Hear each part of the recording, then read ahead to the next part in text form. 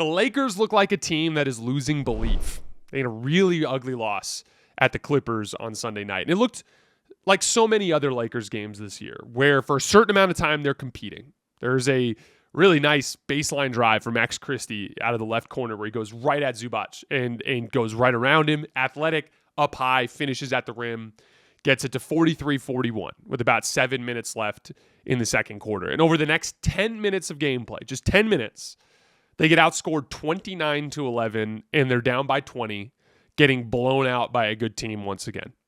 And the thing is, so many of the same issues that have plagued them all season plagued them in that game.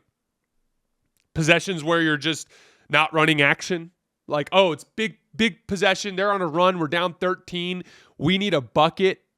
We're up the floor and into our offense, but like we're just going to stand around and we're going to have a ball screen with Austin and Anthony Davis. With no off-ball movement, no action flowing into that ball screen. Just the easiest way for a defense to defend a ball screen, just a static ball screen at the top of the key. Or, okay, let's try to run some offense, but no one knows where to go. And Max Christie and Dalton Connect are meandering around the floor as Anthony Davis is losing his cool and jacking up a mid-range jump shot. I have video of all these clips. You can go to my Twitter feed at _JasonLT, and I did a full film session on this run. From the start of the run all the way through the finish of the run, where I kind of like laid out video examples of all these things. So you guys can see them there again at _JasonLT.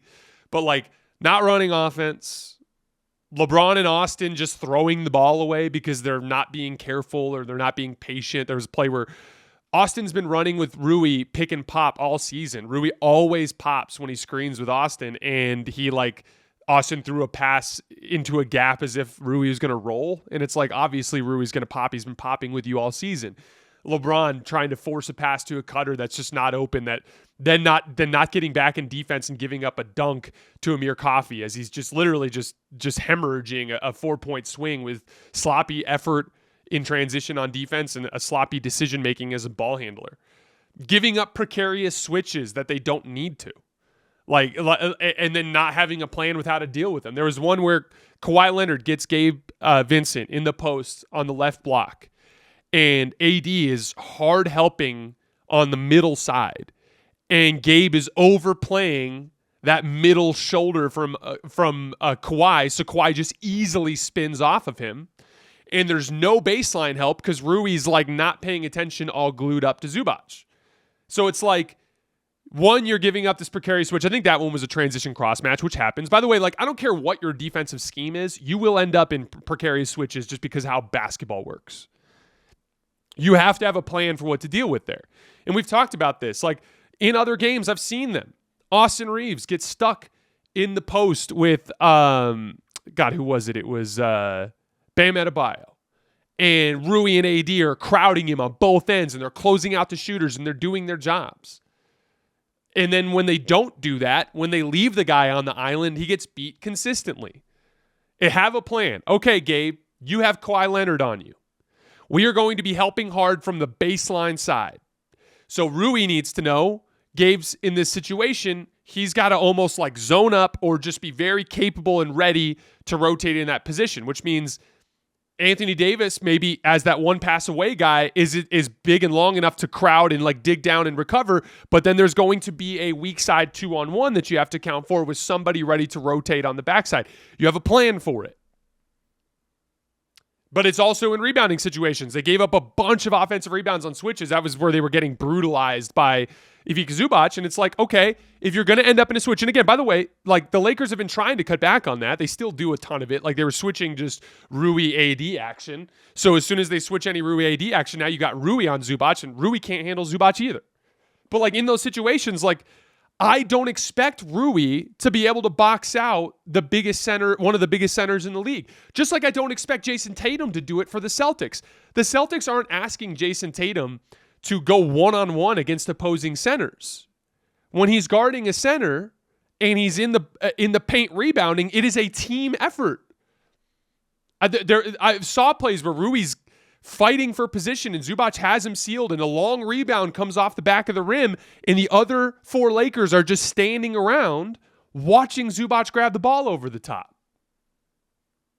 When you end up in those mismatches, you have to have a plan for how to deal with it, both in your help and recover and in your rebounding situations. And beyond that plan, it has to be done. I know that plan exists. There's been a lot of criticism of JJ Redick, and like I don't disagree that it's been a less than perfect season from him, but a lot of this is like he's telling the guys what to do. They're talking a big game behind the scenes. They're in the pressers saying all these things about how they want to do this stuff, and then they go out there and they don't do it.